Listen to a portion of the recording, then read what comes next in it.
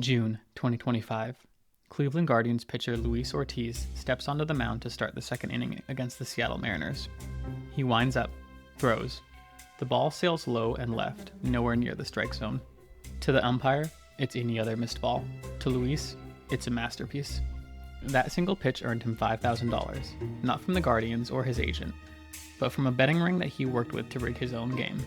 He's one of two Guardians pitchers now facing federal wire fraud, sports bribery, and money laundering charges. Together, they helped bettors win at least $450,000 from DraftKings and FanDuel by rigging over 100 pitches across 2 seasons. Meanwhile, DraftKings reported $3.7 billion in revenue in 2023. And while Ortiz awaits trial, DraftKings runs ads during every inning of every game he'll never play. Welcome to the Capital Paradox. This economy's been running on cooked books, and we're here to conduct the audit. We track the laws, lobbyists, and loopholes engineered to favor profit over progress. Today, we're investigating how sports betting went from a back alley felony to an $11 billion industry in just over 5 years, how this change affected the integrity of the game, and how the design is engineered to keep people betting, despite the consequences. A 2024 study found that 96% of online bettors lose over the course of a year. So what's it take to be in the winning 4%? The right friends certainly help. For decades, sports betting was illegal. If players could profit from betting on their own performance, or worse, from intentionally underperforming, the game could be fixed.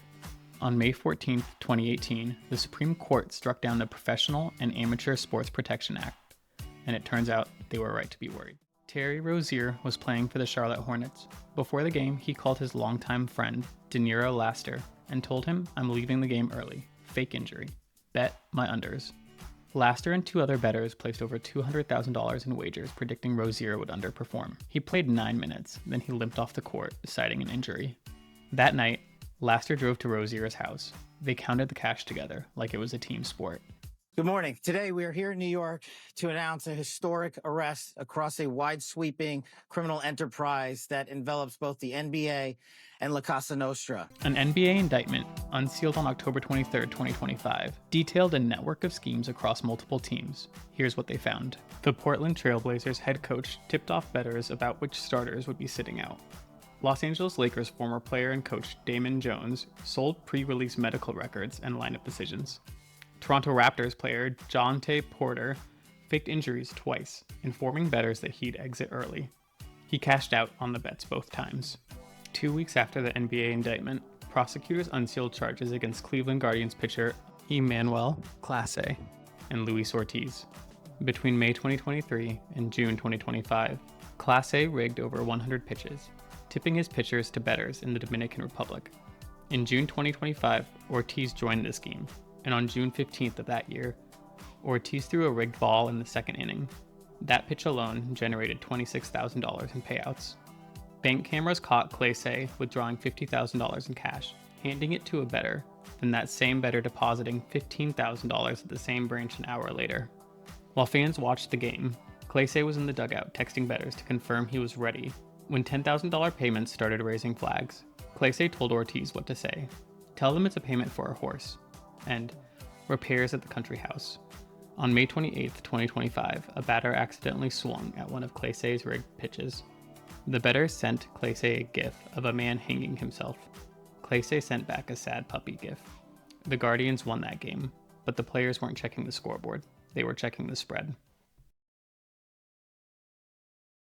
Once the laws flipped, the ad revenue started pouring in. In 2023, DraftKings and FanDuel spent over $1.1 billion on advertising. That's more than Coke spends trying to convince people that sugar water is a personality trait. The apps didn't just sell a bet. They sold a new way to watch sports. And it worked.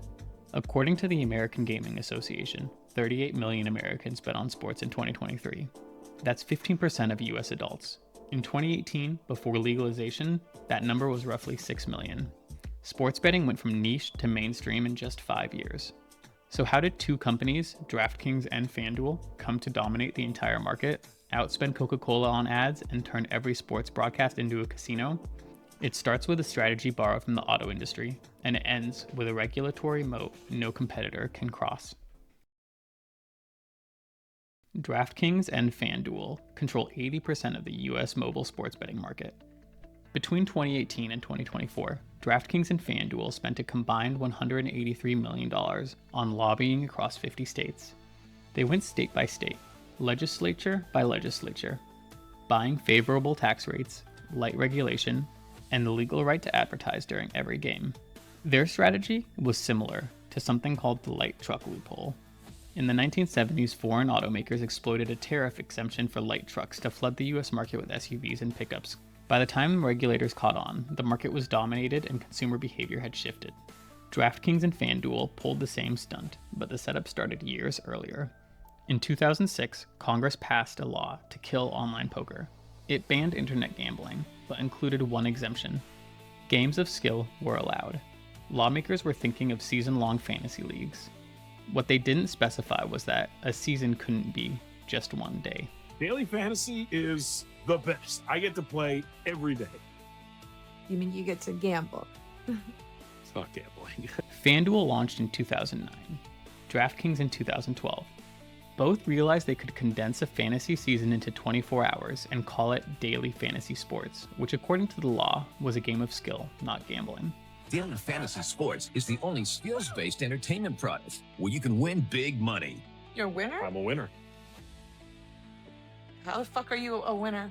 How the fuck am I a winner? I'll tell you how the fuck I'm a winner. I won $6.18 fucking cents playing daily fantasy. That's how the fuck I'm a winner. By 2015, DraftKings and FanDuel had millions of users and were spending over $200 million a year on advertising. Then the scandal hit.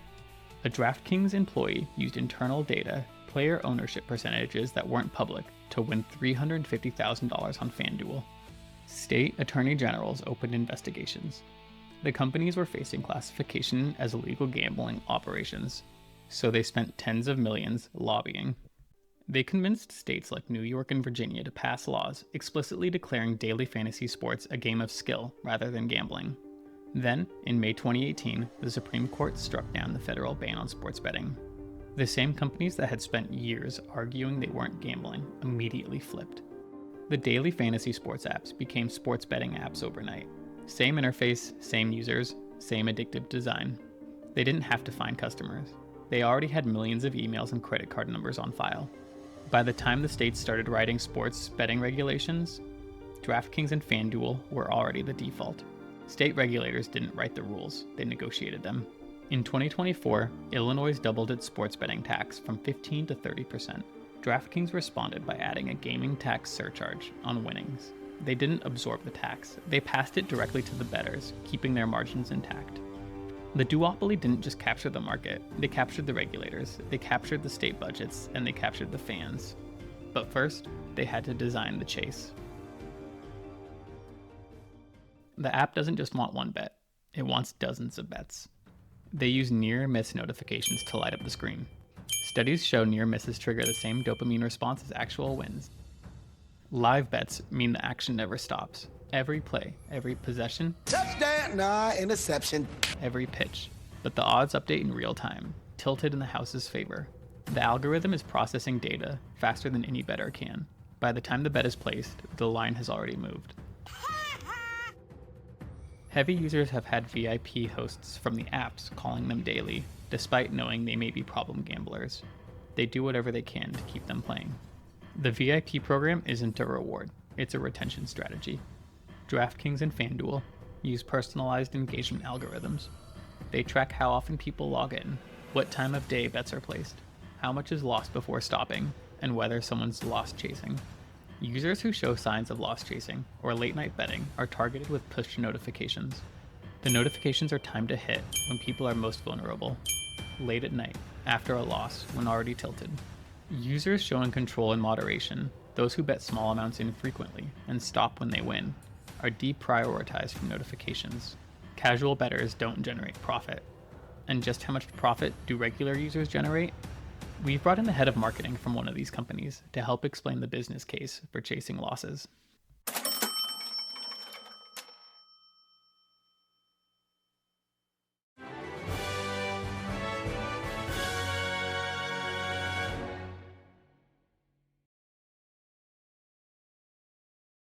In August 2025, Venmo partnered with the NCAA to create a dedicated hotline for athletes being harassed by bettors.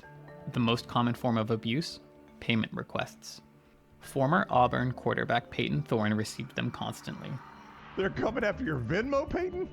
Like they explain that one to me. I've never heard that. Like they send you cash? No. They're definitely not sending cash. Okay. You know, it's funny when they lose money, they want the money back, but when they win money on a parlay, no one's ever sending any money. So.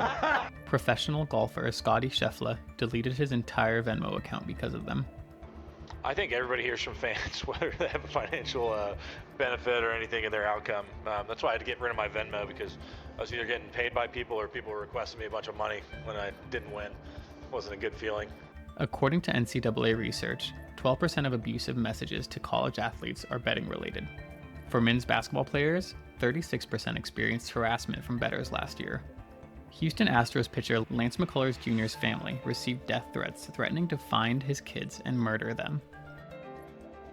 I understand people are very passionate and people love the Astros and love sports, but threatening to find my kids and murder them is a little bit tough to deal with. So, New York Knicks guard Jalen Brunson gets messages that threaten him and his family, including his months-old daughter.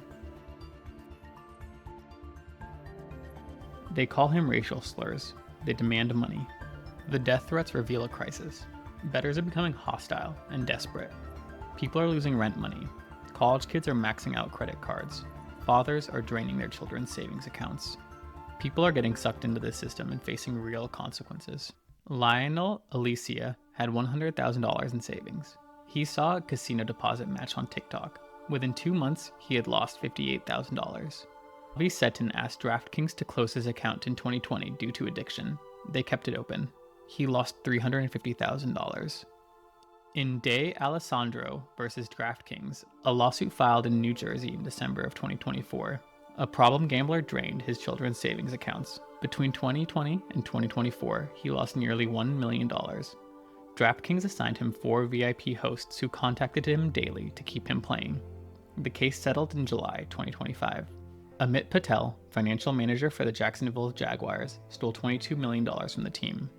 Nearly all of it, $20 million, he spent on FanDuel. What I did was illegally borrow money by using the Jaguars company credit card. A little voice in my head was like, hey, just use the credit card, we'll win some money, and you'll put it back and no one will ever know. FanDuel gave him a VIP host who contacted him up to 100 times a day. So you had this VIP host. How often would you two be in contact?